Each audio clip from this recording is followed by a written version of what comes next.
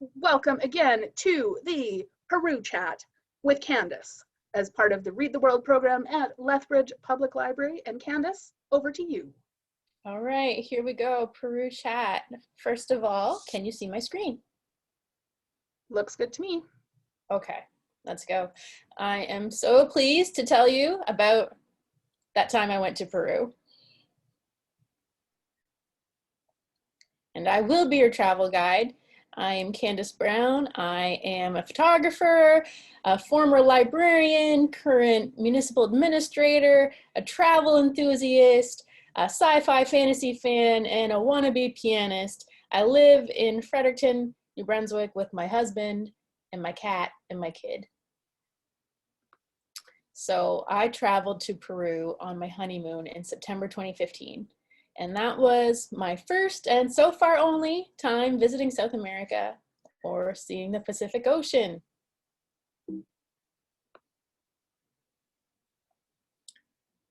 Before the trip. Before the trip, we obviously start with research. Going to Peru, I'd obviously never been there. I didn't even know very many people who had been there. So how do you get information? I spent a lot of time on TripAdvisor, reading reviews of hotels and restaurants and tourism companies. I was worried about being scammed. You can hear all kinds of stories about visiting like second and third world countries. But in the end, it was our honeymoon. Like, we weren't roughing it. We did find out that it was important to have, you know, our permits and tickets in order, booked well in advance, get immunized and be up to date. And all of that research paid off. We had great experiences. Going to Peru, I did not know how many people would speak English. It turns out quite a lot. It's a very heavy tourism industry, but I did use Duolingo to learn some basic Spanish, which helped me just to be able to read signs and just to be polite. And people loved talking to me in English because they all love to practice their English, but I also wanted to practice my Spanish a little bit. And the native language of the Cusco region is actually Quechua, which as an indigenous language is at risk of dying out and has very few speakers. But I managed to pick up a few words of that while visiting too, so that was really fun. And then the last thing that we concentrated on a lot before the trip was just fitness. Cusco is at altitude like or like you are in Alberta, but not like I am here in Fredericton. So we did a lot of hiking and practicing walking with day packs and just getting in shape to be able to do the hikes that we knew that we were going to tackle. So the trip started out, obviously, Fredericton. From Fredericton, you can't really fly anywhere direct. We have to go to Toronto and then to Lima and then to Cusco. So we spent a couple days in Cusco and then traveled through the Sacred Valley area and stayed in Urubamba for a couple of days. And all of that was to do tourism stuff and sightsee, but also to acclimate to the altitude. And then we did the Inca Trail hike and visited Machu Picchu and Aguas Calientes, or Machu Picchu Pueblo, which is the town that's at the bottom of the Machu Picchu mountain. And then we went back to Cusco, and then we had just a short layover in Lima, and then it was back home the way we came. So what I've got here is a screenshot from Lethbridge to Cusco, but I was obviously traveling from Fredericton to Cusco, which is more of a straight down. I learned in my research that Peru and New Brunswick are actually in the same time zone. So when I think back on this part, just the getting there, it was almost 24 hours door to door. I remember seeing lightning over the Gulf of Mexico and just barely being able to see what I think was Cuba in the distance. And I remember that my Air Canada Rouge flight, for some reason, said that it was Kenya Airways and was giving trip updates in Swahili. I remember people, including my husband, sleeping on the floor of the Lima airport during the 3-hour layover. And the fact that we got on our final plane at like 4 a.m. But despite the fact that that was very good sleeping arrangements for being on a flight that early, I did manage to wake up just in time to see the sunrise over the Andes. So being in Cusco, Cusco is the regional and provincial capital, and it has nearly 500,000 people population, but it also welcomes 2 million tourists a year. It's considered the historical capital of Peru, and it's a UNESCO World Heritage Site, and it is 3,400 meters above sea level, so it's at altitude. And apparently, I just learned this today, it is the place on Earth with the highest average ultraviolet light level. So it was important to wear sunscreen. And what follows here are just basically a slideshow of Cusco. And yes, I did have to pay to hug that alpaca. This is an overview of the beautiful terracotta roofs of Cusco. And down here is the Plaza De Armas.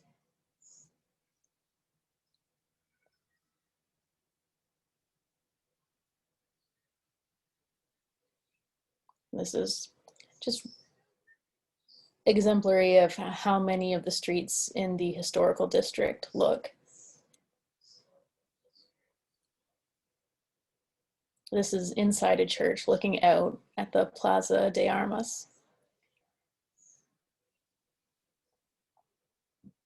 The cathedral in the background, and the hymn of Cusco. So I was not supposed to take this picture, but I did anyway.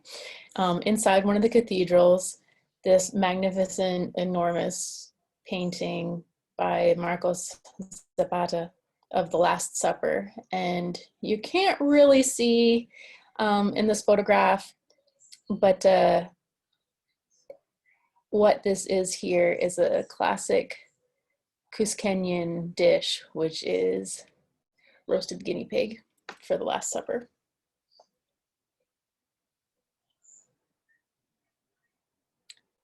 I was in awe of how beautiful the historical district of Cusco is. Just majestic. This is the Cory Concha, considered one of the most sacred sites. It was prior to being sacked by the Spanish, it would have been covered in gold. Truly spectacular. These are some shots from inside and outside the Cory Concha. So you can see here shows how it's been built upon layer by layer. These stones at the bottom are the oldest, and this is the quality of the stonework. The Incans are really known for their stonework and just how they managed to move the rocks, for one thing, considering they didn't have draft animals, but then also just how finely fitted together everything is. This is an interior, and it's just very, very fine work. So that was beautiful. Our stay at the our visit to the Cory Concha was also where we encountered the most tourists. We were in the shoulder season, September, in Cusco. Oops, sorry. This is outside, and this is the 12-angled stone, which is possibly the most famous rock in Cusco, and just another example of that fine stonework and how everything was fitted together so deliberately.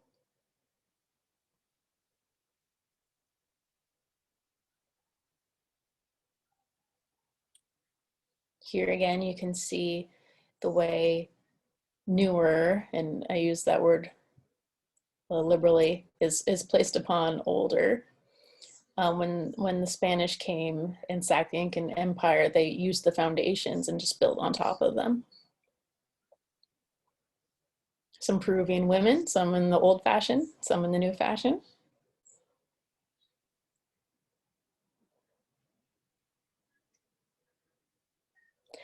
Parts of Peru, or Cusco, I should say, absolutely just a dump. Rubble, debris everywhere, dogs, just crapping in the streets everywhere.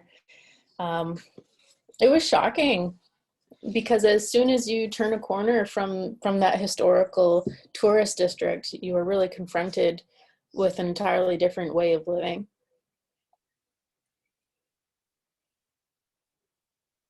Just rubble and landfill, electric lines that cannot possibly be safe. This woman was just alone in a corner selling things. There are people selling things like this everywhere across the city. Traffic and traffic law specifically, meaningless in Peru. There's absolute free for all out there.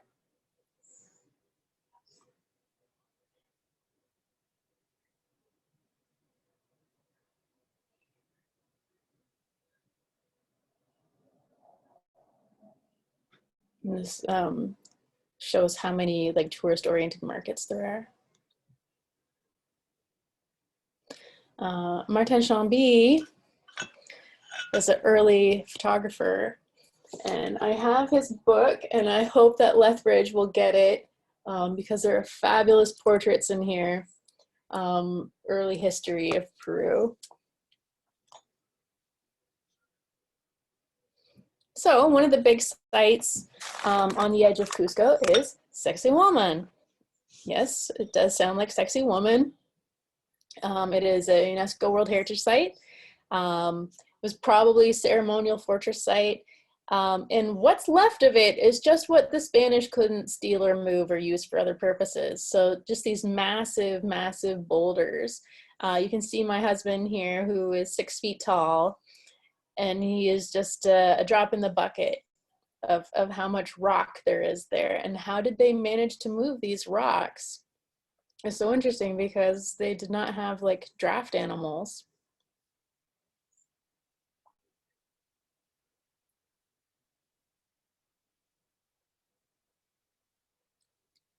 We did not realize this at the time, but they were practicing for an upcoming festival. And some of them were getting whipped. That was alarming to see. And meanwhile, others were just sliding on these wonderful rocks. The scale of this is so hard to convey. This is just one little shot from where I was standing, but this site is enormous, and these rocks are enormous. And you're just struck at, again, the majesty of it, how amazing it must have been in its prime. And this is also something I saw, much less majestic. Please, if you do have the opportunity to go to Peru, don't forget to bring your own toilet paper and hope that the toilet still has a seat on it. So then we kept on moving. Sacred Valley, Ollantaytambo, which, unlike a lot of the sites that we visited, is actually still inhabited. It is still a living town. So that makes it one of the oldest continuously occupied places in South America.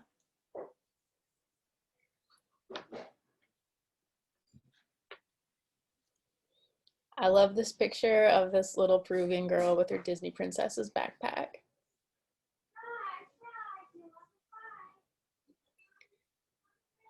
These, you can see the smooth, fine stones compared to the rougher building ones. These may have had like puma heads and stuff like that coming out of the rock, but they get worn away by time, or in a lot of cases intentionally broken off. I love when you can see different Peruvians who work in tourism versus Peruvians who don't.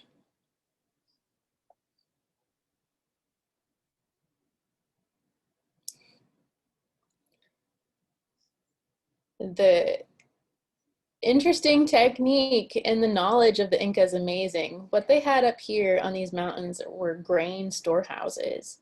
So they would use just the natural dry air and the wind that was higher up there to protect their grain and keep it good longer. They were so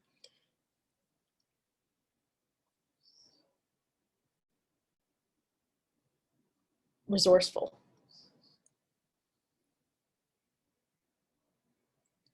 Just an amazingly well-preserved archaeological site. Keeping going, Chinchero, Moray, and Maras. All in the typical Sacred Valley tourist route. Chinchero has a market, and Moray has these circular terraces, and then Maras or Salineras has over 5,000 salt ponds. I remember that her name was Lita, and she was delighted because she had just like gotten a lot of money out of me. Just market goods. Parts of Peru reminded me a lot of Alberta, and this area in particular, just the way it was flat leading into a sudden mountain range. If Albertans, I think that you would find that the cows in Peru are very skinny compared to an Albertan cow, very tiny and skinny. This is Moray, these circular terraces. Oh, sorry. And these terraces, so what they were used for is agriculture. What building like this could do is change the ecological conditions on one level, like up to 15 degrees up and down. So they were able to grow a lot of different things, and they would actually like bring in soil from other areas to really diversify the crops, which again strikes me as genius for like the 15th century. And these are the salt ponds. I've never seen anything like this in my life. And I was just reading about it today to remind myself. And so there's 5,000 of these, and there's a ton of them that are open at any given time. And basically any local person can just waltz up and like claim a salt pond. But if you're new to the area, if you're new to salt pond maintenance, they give you the one that's like furthest away from the town. And tourists are no longer allowed to get this close to the salt ponds due to contamination. So if you do have the chance to go, you won't be able to get this close, but you will be able to buy salt at the gift shop. I bought this 6 years ago, and I still have it in the original packaging.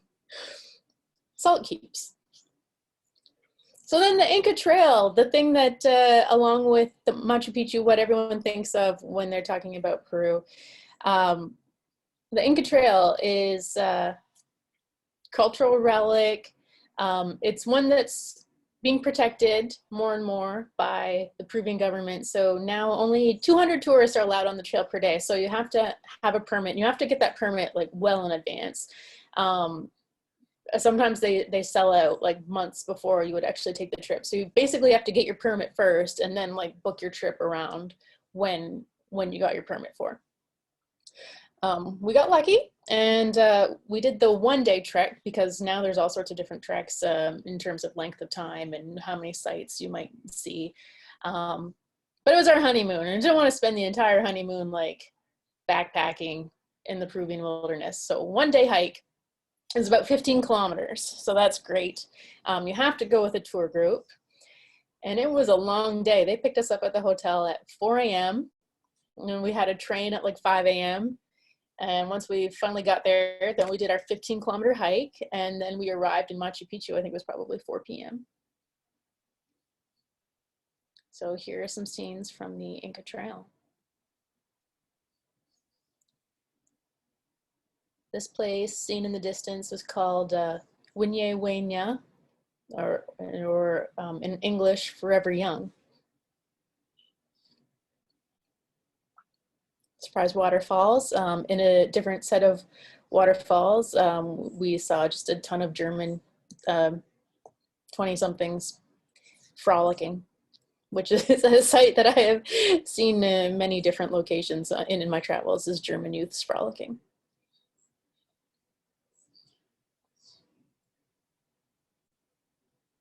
Terraces. If you go to Peru, you will see so many terraces.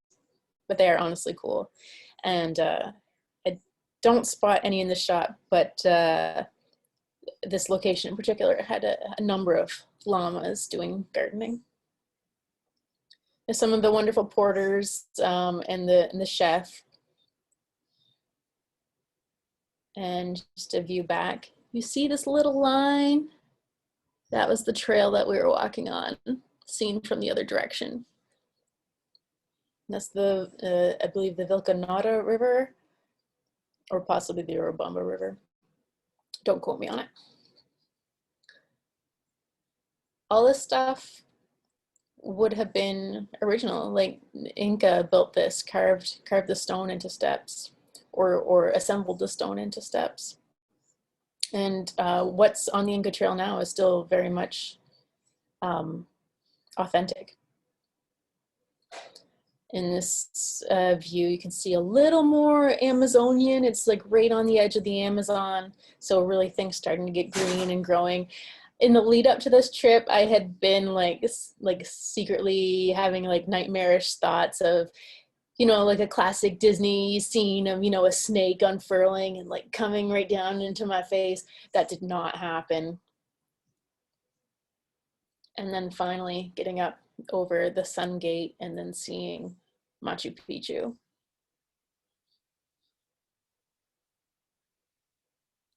So Machu Picchu, when we arrived after the hike, it was quite late in the day. The buses actually, they're buses that take you down to the Machu Picchu Pueblo, and they actually stopped running maybe like an hour after we arrived. So we didn't have a ton of time without, we could have stayed and then had to walk down the hill, but I'd had enough walking at that point.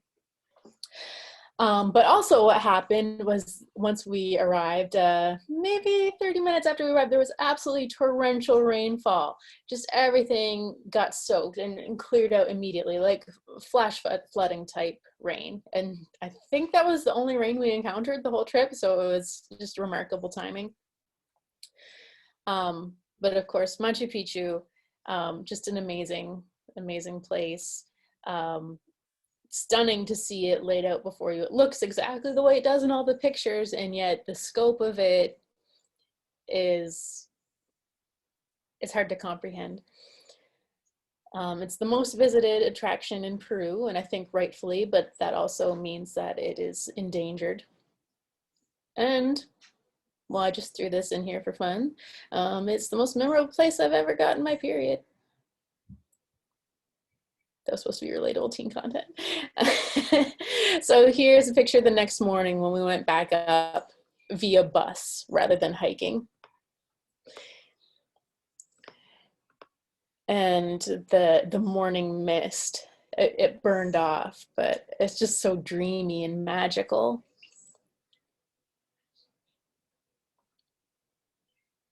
I think I made a mistake in my slide.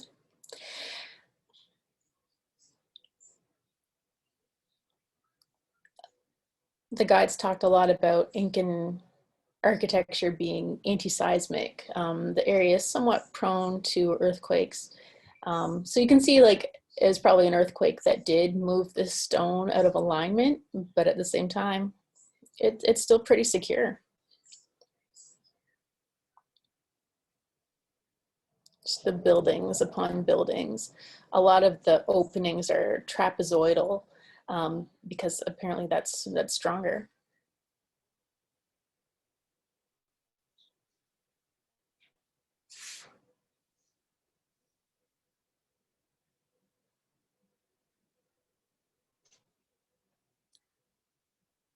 This rock is just cool. And I think it has a story, and I don't remember what that story is, but I just included it because it's a cool rock. And this is a picture from when we had just gotten to Machu Picchu the previous day, because you can see that the rain was coming. And so there was a marvelous double rainbow. And it's actually the guide who took this picture because I'm over here. And this mountain in the background is called Huayna Picchu. And we also climbed that. And I got up to about, if you can see my cursor, I got up to about here. didn't quite make it the rest of the way before I was just exhausted. It took about 2 hours round trip.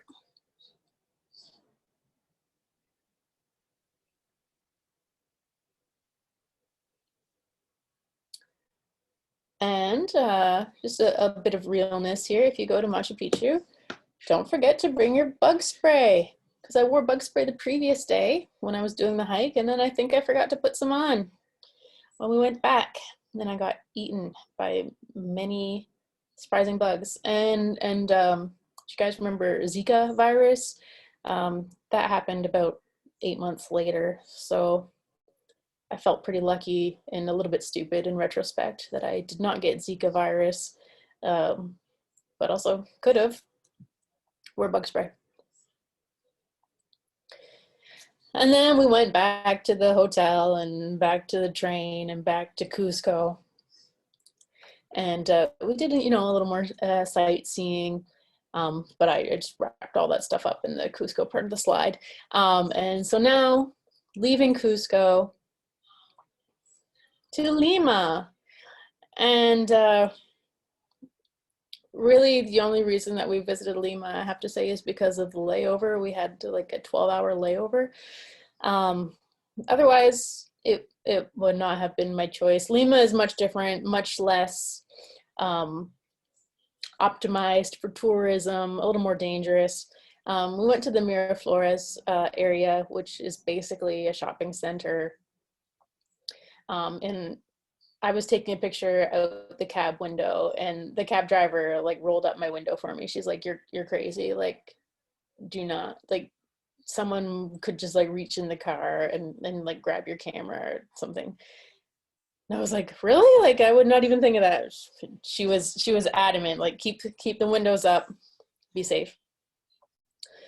So that was a little bit intimidating, but once actually in Miraflores, it felt fine. We took a bike tour on these rusty, rickety bikes. It was a lot of work, the biking, because the bikes were in such poor condition, but it was so much fun too. It was really exhilarating, and it was just such a unique experience. And I also, in Lima, met the Pacific Ocean for the first time.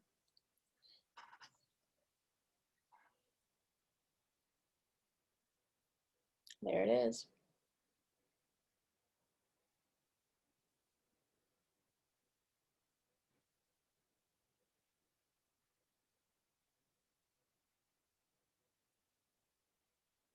So some of the things I ate in Peru. That's an alpaca burger. Yes, I ate the cute alpaca. It tastes like sausage. I ate fried wild turkey and fried yuca. This was an empanada with a filling of ají de gallina, which is basically a chicken stew. This, rocoto relleno, beef stuffed peppers, and these ones were like battered and fried. It was delicious and spicy.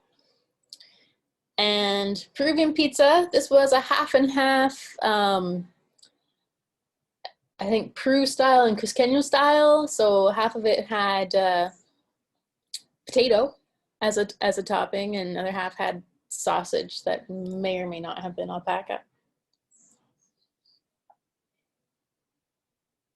Peruvian Eats, I couldn't do it. I did not try the cuy, which is the guinea pig that I foreshadowed before in that painting of the Last Supper.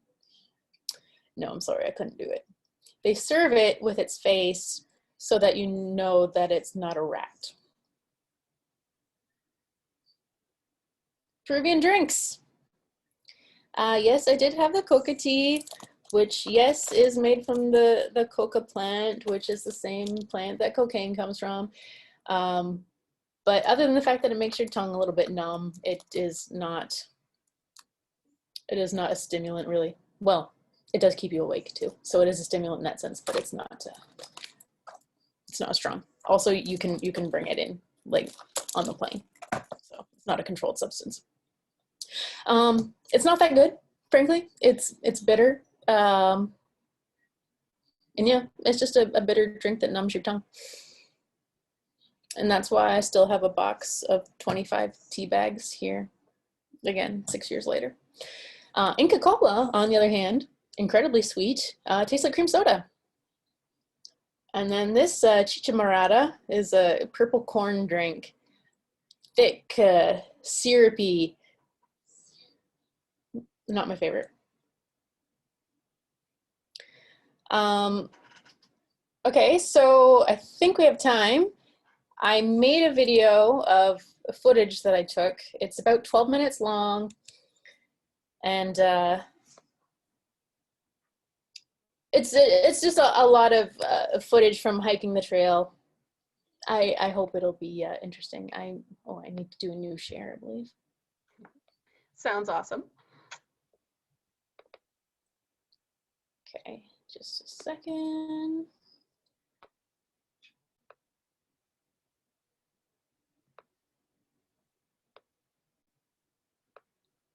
Okay, here we go. Hallelujah.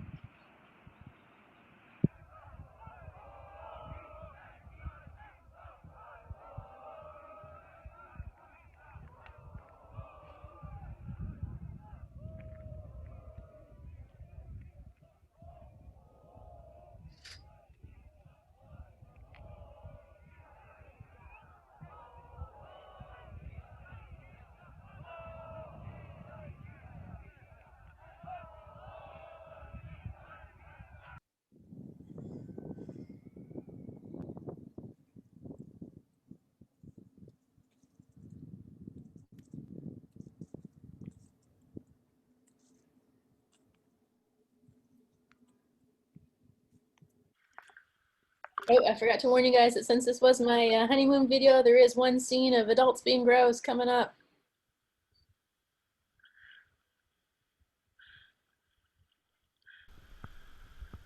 Oh dear.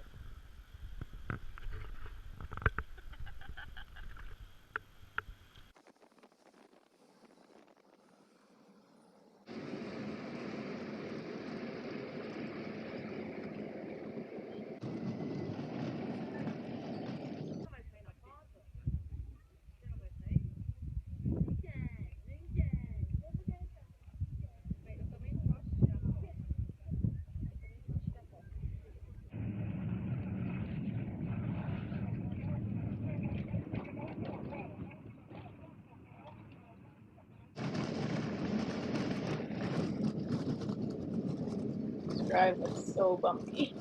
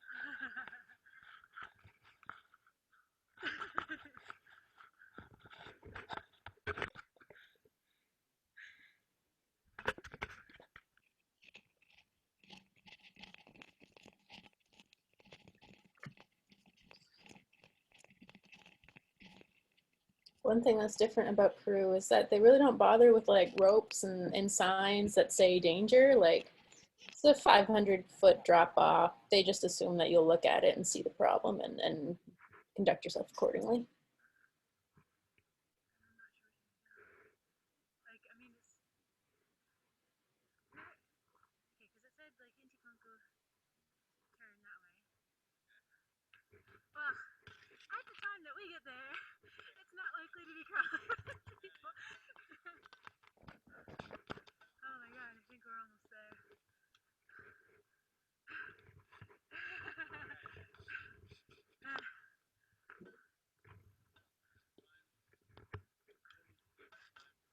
Push to the summit.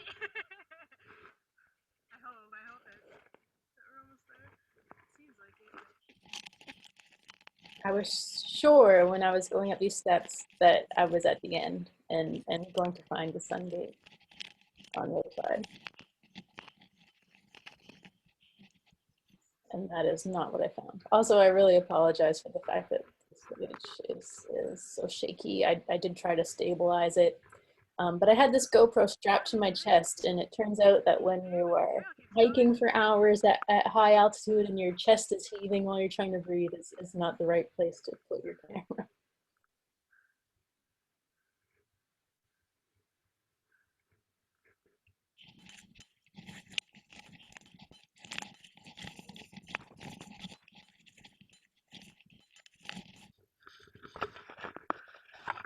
This is it, the sun gate.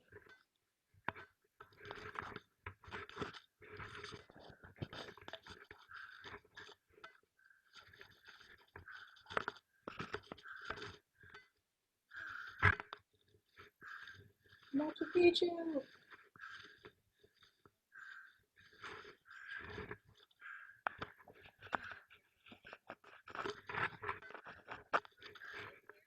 Yes.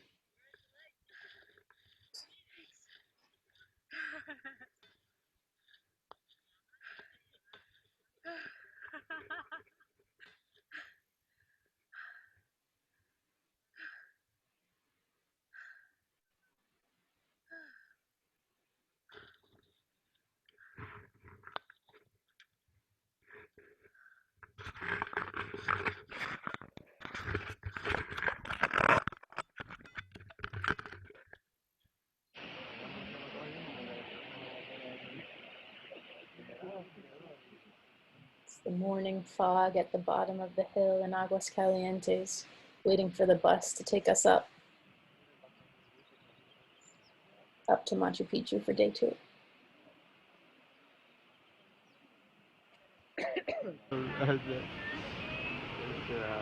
This is our guide, Sab. You make marble.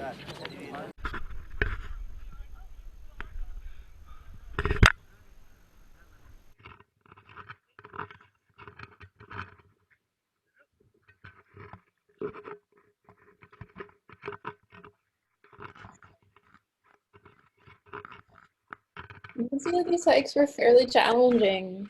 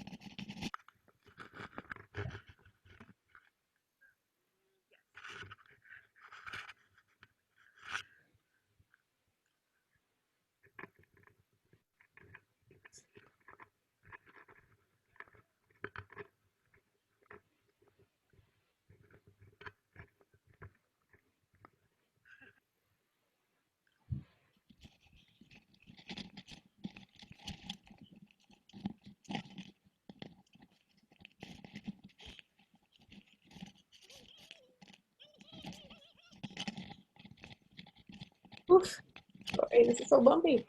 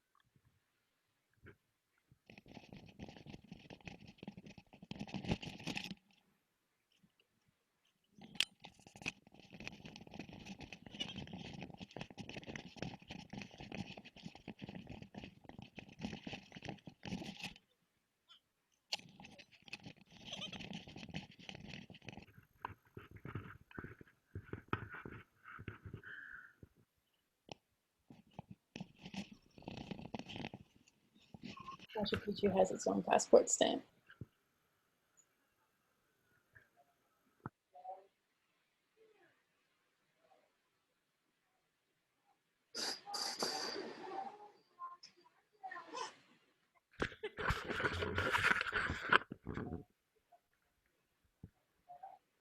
Also, Peru has all these great hydrotherapy things. I've never done that before.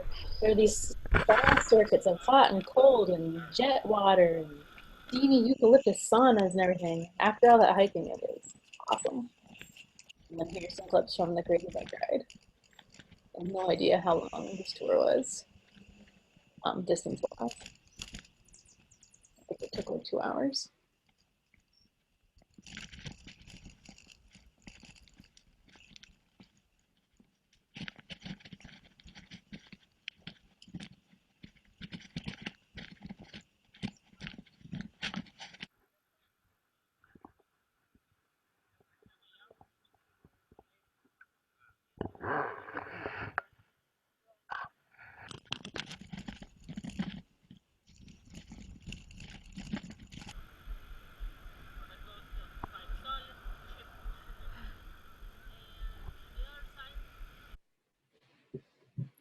And that's it for my video. It ends very suddenly.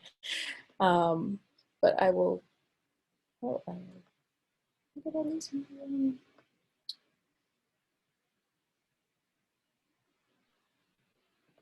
That was super cool.